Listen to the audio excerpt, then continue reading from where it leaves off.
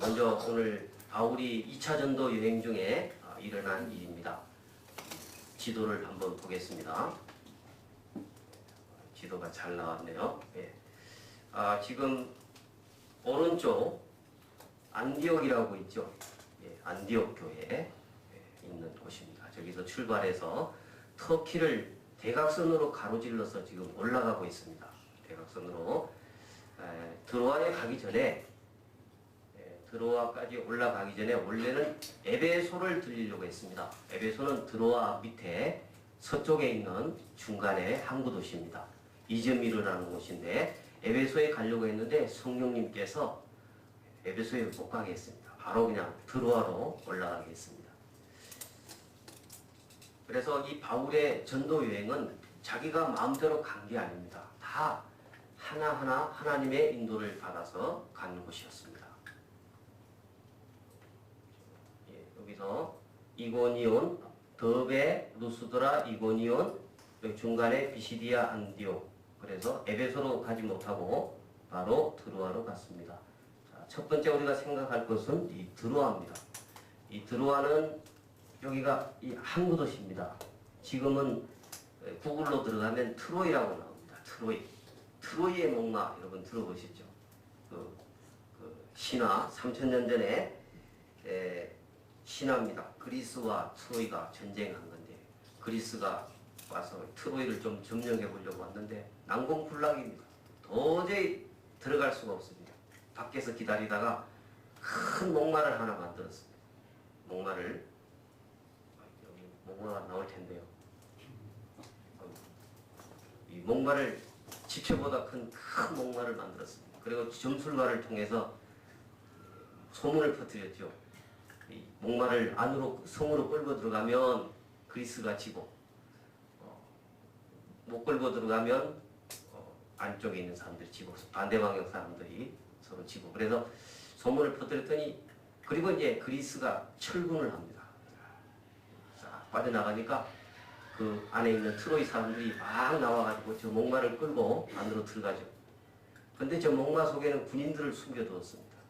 트로이는 목마가 들어왔으니까 우리가 안전하다고 승리했다고 축제를 벌이고 술을 마시고 술취해 있을 때 목마 속에 있던 군인들이 나와가지고 문을 다 열어버리죠. 성문을.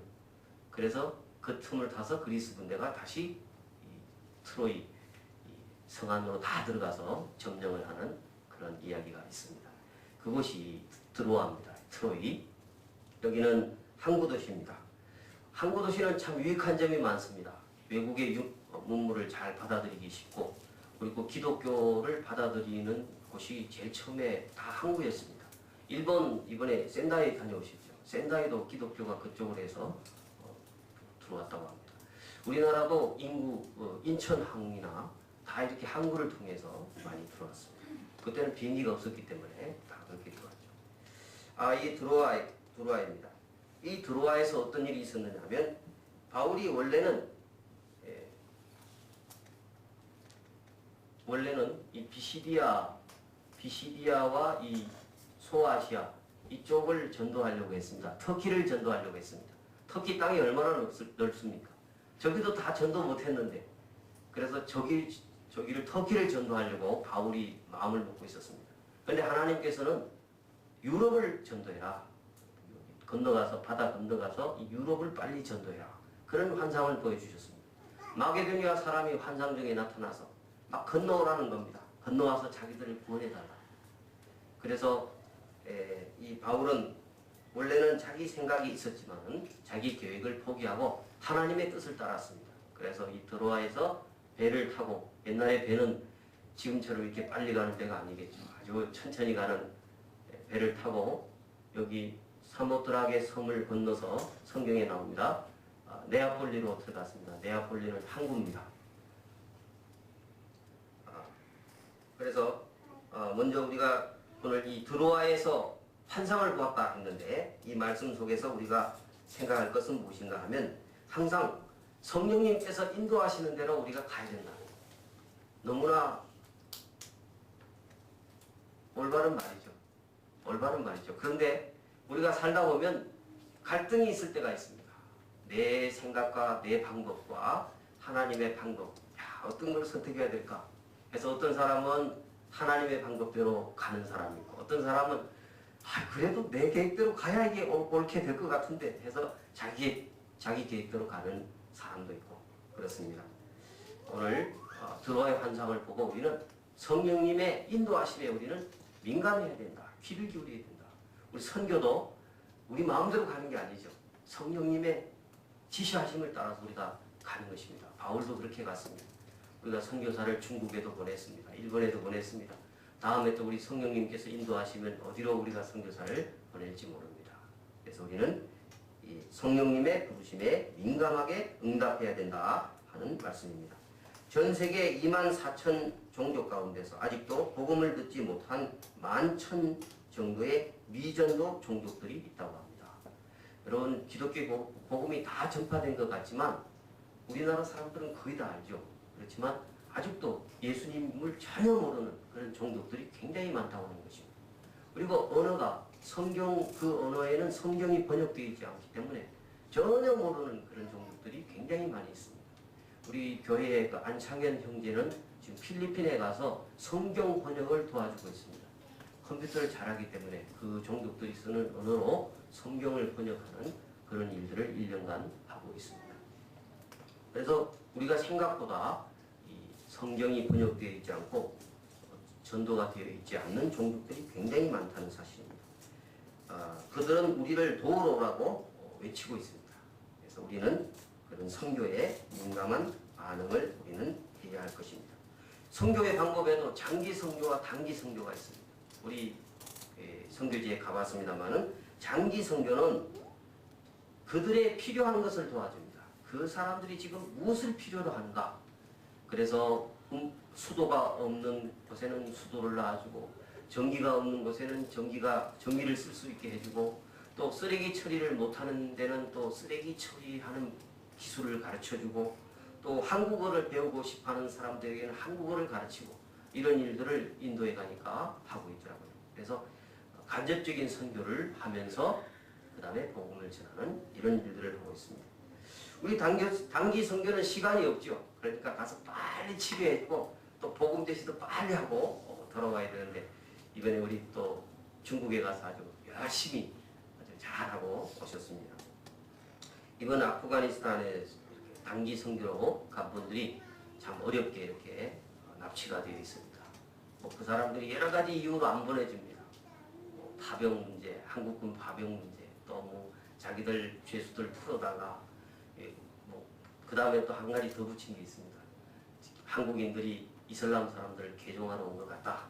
그래서 풀어줄 수 없다. 여러 가지 조건을 들어서 아주 애를 먹이고 있습니다. 이 문제가 잘 해결되도록 우리는 기도해야 하겠습니다. 드로아의 환상이 주는 교훈은 이것입니다. 우리는 선교 목적이나 선교 방법에 있어서 항상 성령님의 도우심에 항상 민감하게 반응해야 된다 하는 것입니다.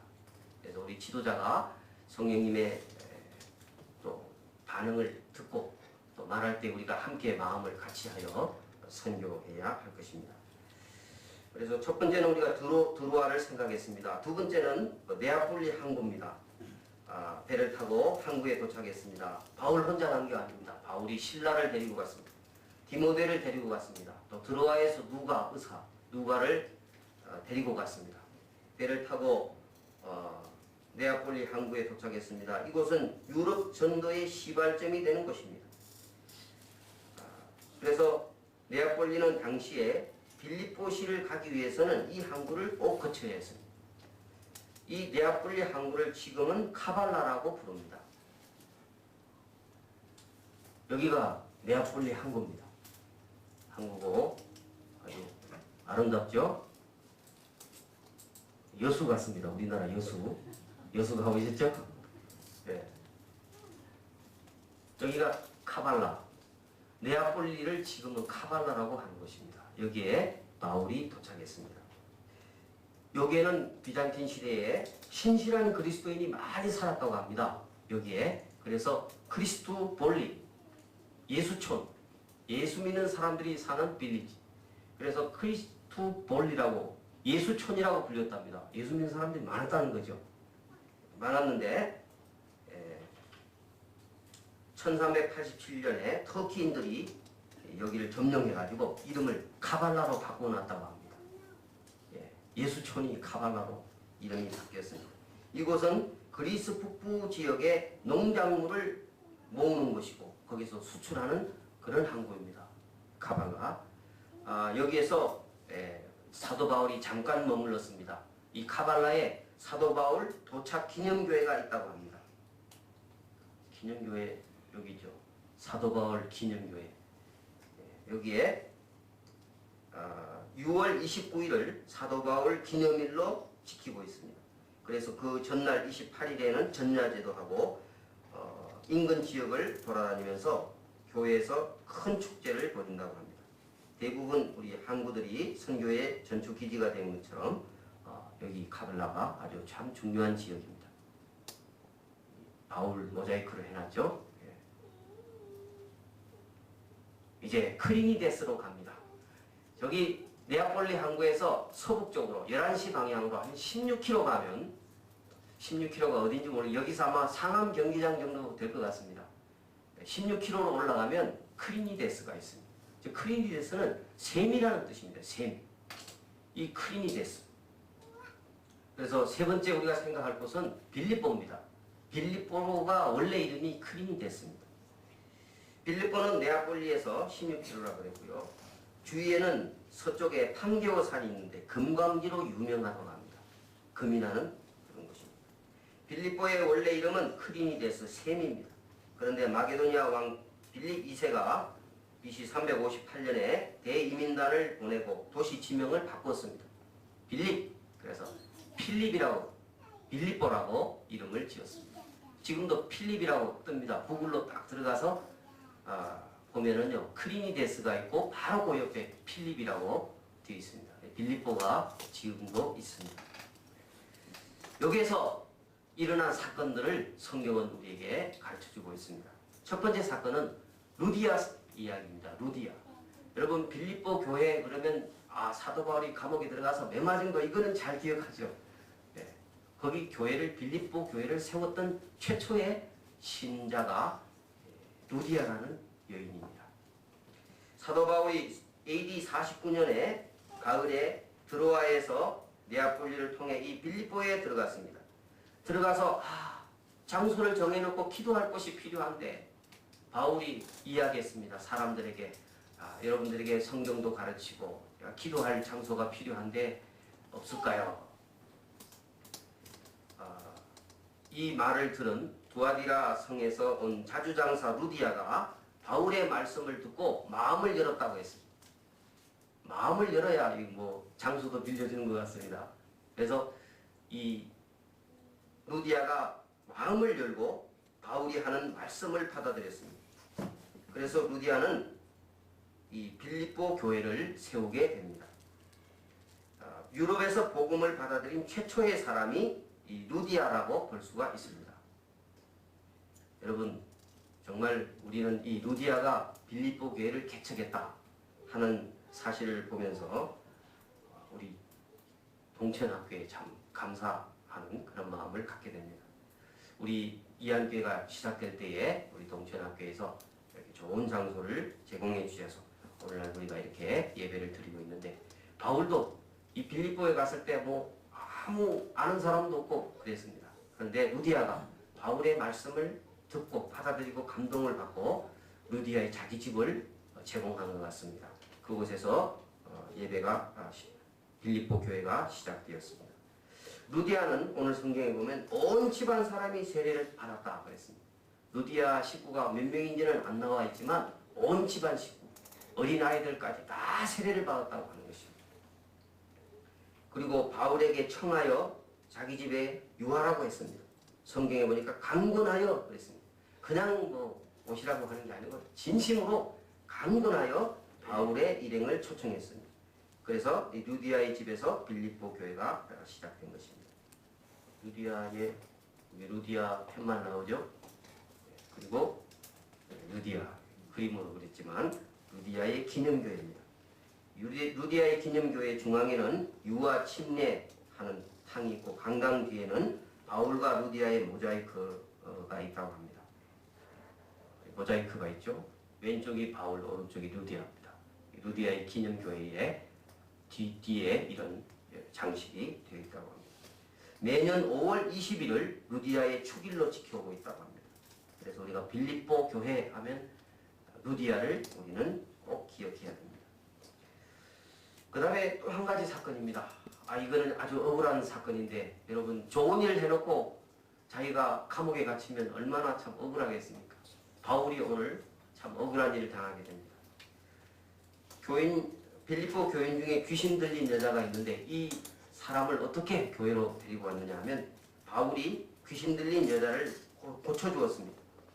그러자 이 여종의 주인이 이제 점을 치지 못하게 되었으니 돈을 벌 수 없게 되었다. 그래서 바울과 실라를 미워했습니다. 바울과 실라를 잡아가지고 당신 때문에 내가 큰 손해를 봤어 하고 매를 때려서 감옥에 가두었습니다. 감옥입니다. 실제로 사진 찍어온 여기가 2000년 전에 바울이 갇혔던 감옥이라고 합니다. 이 감옥에서 지진이 일어나고 막 문이 열리고 한 곳입니다. 바울 일행은 매를 맞고 잠시 감옥에 있었습니다. 기도와 찬송으로 감옥에 있었습니다. 밤에 큰 지진이 일어나고 옥토가 움직이고 모든 죄수들의 착고가 풀리고 옥문이 열리는 기적이 이곳에서 일어났습니다. 졸고 있었던 간수가 깜짝 놀랐습니다. 여러분 이 간수는 젊은 사람이 아니고 퇴역 군인이라고 합니다. 나이가 많은 사람입니다. 그래서 이 간수에게는 식구들이 많았습니다. 그래서 이 간수가 깜짝 놀랐습니다. 이 바울과 이 일행들이 다 착고를 끊고 이렇게 도망을 가게 되었구나. 저 사람들이 아주 힘이 센 사람들이구나. 다 놓쳤구나. 내가 이 사람들을 놓치면 내가 죽게 되는데 하면서 이 간수가 자결을 하려고 할 때에 바울이 크게 소리쳤습니다. 막 나무랐습니다. 왜 그러느냐? 우리는 지금 가지 않냐고 여기 다 있다 하고 바울이 말을 하니까 이 간수가 큰 소리에 정신을 가다듬고 무릎을 꿇고 구원을 요청했습니다. 선생님, 내가 어떻게 하여 구원을 얻겠습니까? 여러분, 지키던 간수가 어떻게 이렇게 갑자기 변할 수 있겠습니까? 군인이 지키던 사람이 바울에게 무릎을 꿇고 어찌하여 구원을 받겠습니까? 이런 말을 어찌 할 수 있겠습니까? 성령님께서 바울에게 크게 역사하셨습니다. 그래서 주 예수를 믿으라. 그리하면 너와 내 집이 구원을 얻으리라 그랬습니다. 바울은 이렇게 된 일을 온전한 하나님의 기회로 알고 내맞은 상처가 쑤시는 줄도 모르고 밤새도록 간수에게 복음을 전했습니다. 그래서 이 간수는 그 가정과 주변 모든 식구들을 불러와서 그 복음을 듣게 했습니다. 간수뿐만이 아니고 모든 식구들이 와서 그 복음을 듣고 또 바울의 상처를 찜질해주고 또 먹을 것도 주고 피차 즐거운 그런 사랑과 기쁨을 나누었습니다. 그래서 간수와 그의 온 가족들이 예수를 다 믿게 되었다는 것입니다. 여러분, 온 가족들이 한꺼번에 다 믿는다는 것, 하나님의 역사입니다. 우리 가족 전도하는 게 참 어려운 건데 바울의 말을 듣고 모든 가족들이 다 예수를 믿게 되었다는 것입니다. 그래서 이것이 하나님의 큰 은총이었습니다. 우리 온 가족이 다 믿는 그런 가정은 하나님께 큰 축복을 받은 가정입니다. 오늘 여기 오신 분들 중에서 우리 집에 살고 있는 가족들은 다 예수를 믿는다. 그런 가정은 간수의 가정처럼 하나님께 큰 복을 받으신 가정들입니다. 하나님께 우리 모두가 감사해야 할 것입니다. 빌립보 처음 교인은 루디아 가족이었습니다. 그리고 귀신 들린 여자였습니다. 그리고 이 사건을 통해서 예수를 믿게 된 간수 가족이었습니다. 이 사람들이 빌립보 교회를 든든히 세워간 인물이 되었습니다. 이제 여기가 공회당으로 사용했고 여기가 이제 세례 주었던 장소입니다. 세례 주었던 장소고 여기는 그 당시에 수세식 화장실이 있었다고 합니다. 이렇게 있었다고. 그 다음에 여기 대광장이 있고요. 2000년 전 건물입니다. 2000년 전. 여기 도서관이고요. 도서관 자리고요. 이런 곳에서 아마 바울이 전도했을 것 같습니다. 마이크가 필요 없는 곳입니다. 제가 이스라엘 갔을 때 원형 극장 여기서요 찬송을 불렀는데요 마이크 없이 다 들립니다. 정말 잘 만들어 놨습니다. 이스라엘에도 있고 여기도 지금 있는데 옛날에는 음향 시설이 없었기 때문에 이런 지형을 이용해서 복음을 전하면 멀리까지 다 들렸던 것입니다. 아마 바울이 여기에서 사람들을 모아놓고 전도도 했을 것 같습니다. 빌립보 교회의 성도들은 그 이후로 바울의 전도 사역에 적극 참여했습니다. 괴로운 일에도 동력하였고 마게도냐 지역의 복음화를 위해서 물질적 봉사를 아끼지 않고 바울 일행과 함께 열심히 전도했습니다. 그래서 우리가 처음 2차 전도여행 지도를 봤습니다만 마게도냐 지금 그 그리스 북부 그쪽 지역부터 시작해서 그리스 남쪽으로 쭉 내려오는 그 과정이 2차 전도여행, 3차 전도여행인데 이 전도여행을 할 때 계속해서 바울을 지원했습니다. 빌립보 교회를 세우고 바울이 가는 곳마다 선교비를 보내고 바울을 위해서 계속 기도하고 이런 일들을 빌립보 교회가 하게 된 것입니다. 또 이 빌립보 교회는 크게 성장해서 장로도 나오고 감독도 나오고 또 집사들도 있고 그래서 조직교회로 발전해 나갔습니다. 에바브로디도 여러분 들어보셨죠? 그죠? 에바브로디도 그리고 클레멘도 이런 사람들이 빌립보 교회 출신들입니다. 빌립보 교회를 보면서 우리 이한교회도 빌립보 교회처럼 세계를 향하여 선교하는 교회가 된다면 우리 하나님의 선교하는 선교에 동참하는 그런 후세의 이름을 남길 수 있는 우리 이한교회가 될 것이라고 믿습니다. 여러분 빌립보 교회 한번 보십시오. 빌립보 교회 루디아가 시작해서 여러 사람들이 온 가족 단위로 예수를 믿고 또 좋은 지도자들이 거기에서 많이 나오고 세계를 향해서 선교하는 그런 교회가 되었습니다. 우리 이한교회도 역사는 얼마 안 됐지만 많은 성도들이 열심히 헌신하고 봉사하고 하는 아름다운 교회가 우리 교회입니다. 우리 이한교회를 통해서 세계를 향해서 우리 하나님께서 선교하시고 또 우리 이 중계동 지역의 복음화를 위해서 힘쓰는 우리 이한교회가 다 될 것이라고 믿습니다. 이를 위해서 여러분 함께 노력해 주시고 기도해 주시길 바랍니다. 이제 세 가지 기도 제목으로